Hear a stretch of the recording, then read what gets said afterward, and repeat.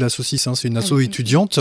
Et du coup, c'est une vieille asso qui est depuis je sais pas combien de temps sur le campus de l'Université d'Artois, qui s'occupe de l'animation musicale du campus. On est surtout connu pour les soirées thématiques, soirées rock, soirées blues. Enfin, du coup, les gens venaient habillés en fonction du thème, et puis il y avait des groupes en fonction, électro et tout ça. Bon, peut-être on en parle après de notre soirée. Mais du coup, je reviens juste sur le concept d'interview. En gros, là, on a pris des artistes de la région et puis on leur fait des petits trucs en mode questions canap, des petites questions pour se présenter avec un peu de musique. Et ensuite, on met ça sur les réseaux et puis ça leur fait une petite pub. Et puis, on essaye aussi de rester en contact avec eux pour faire un accompagnement pour les événements futurs. Oui, et puis même la création de playlists, on l'a fait avec les adhérents de l'asso et aussi... en lien sur Instagram, les personnes pouvaient répondre à notre story et on trouvait ça important parce qu'aussi notre objectif c'était de retrouver le contact qu'on a perdu durant du coup cette crise sanitaire actuelle. Être toujours en contact avec les étudiants, c'est hyper important et on essaie de garder vraiment ce contact et on va essayer de le développer pour nos futurs projets. Je sais pas si on en parle. Ouais, Sûr, on peut en parler. Vous pouvez l'évoquer, c'est en construction. C'est en construction. Mais vous pouvez peut-être donner un peu l'eau à la bouche des gens. Et ils disent ah ouais, il va se passer si quand ça va rouvrir, ça va être ça. Ouais, allez-y. Vas-y. En gros, la saucisse, elle est connue pour ses soirées à thème. Et en gros, on s'est un peu renseigné sur les goûts musicaux des étudiants en général. On s'est rendu compte qu'un style musical qui n'avait pas encore été fait aux soirées La Saucisse et qui était beaucoup écouté par les gens de notre âge, c'était le rap en fait. Et il n'y avait pas encore eu de soirée comme ça. Du coup, ce qu'on voulait faire, c'était organiser une soirée rap avec en première partie un open mic, avec tous des artistes d'ici ou de là qui auraient l'opportunité de se présenter devant un petit public et tout ça. Après, ensuite, un deuxième nom et puis un plus gros nom en dernière partie. Dans cet même objectif, on veut mettre à l'avant de cette soirée 3 ateliers à peu près. En gros, où est-ce que des professionnels viendront donner des cours d'écriture, du coup pour poser les mots MAUX des étudiants avec des mots MOT.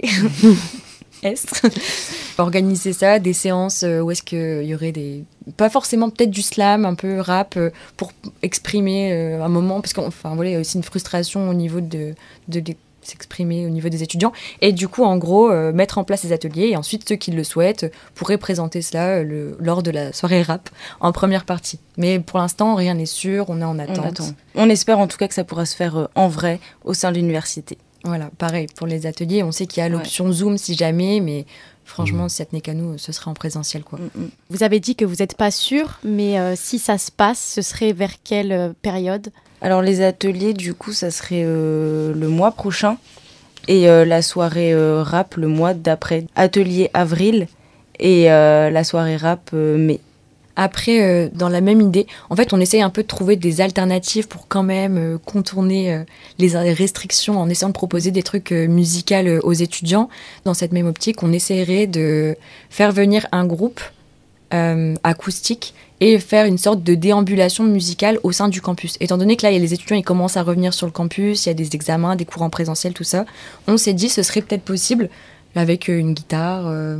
je sais pas, un ukulélé ou quoi, d'essayer de faire en sorte que si c'est une déambulation, il n'y aura pas d'attroupement.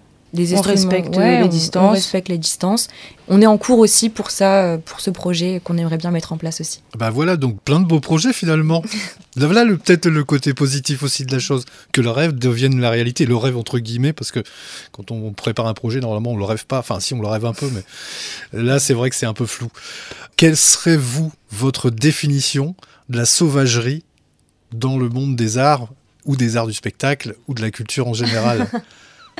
La sauvagerie, c'est l'état naturel. Il faut exprimer son soi intérieur. Et au fond, on est tous sauvages, je trouve. Juste, on se met un petit masque social, mais en fait, si tu l'enlèves, on est tous sauvages. Et des fois, ça fait du bien de l'enlever. Et du coup, quand nous, on est sur le plateau, on peut l'enlever, et là, on se lâche, et ça fait vraiment du bien. Ouais, je te rejoins là-dessus. Puis moi, je dirais aussi sauvage... c'est un peu aussi exprimer vraiment ce qu'on ressent du coup et pourquoi pas aussi la colère. Enfin moi quand j'entends sauvage des fois aussi ça me fait penser à la colère, donc vraiment la colère qu'on a en nous et qu'on veut vraiment lâcher. Je vois ça comme ça. Ouais. La colère du présent. Est-ce que on peut se dire que maintenant avec ce qui nous arrive, On peut dire que quand même le gouvernement pratique une certaine forme de sauvagerie dans tous les domaines. Et est-ce qu'on pourrait éventuellement imaginer un ensauvagement de la culture, de faire prendre à la culture une direction différente qui serait beaucoup plus impactante pour les gens qui justement sont en manque de culture et ou qui n'ont pas encore accès à cette culture. C'est clair. Tu vois, je trouve que c'est quand on t'enlève quelque chose que tu te rends compte de sa vraie valeur.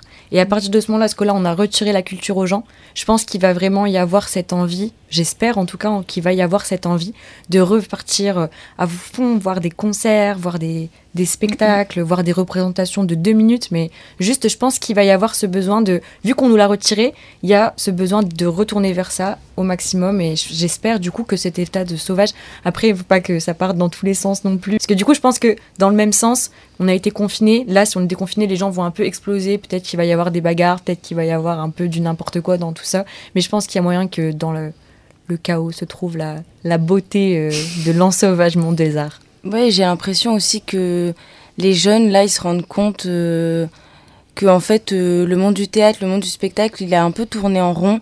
Et j'ai l'impression aussi qu'ils ont vachement envie de renouveau et que justement, là, c'est le moment de refaire ce renouveau, qu'on reprenne un peu la culture en main, nous, les jeunes, et qu'on puisse refaire renaître tout ça et montrer en fait de quoi on est capable et ce qui peut vraiment se passer. Belle image parce qu'on y revient au sauvage et à l'animal qui tourne en rond dans sa cage finalement. Voilà.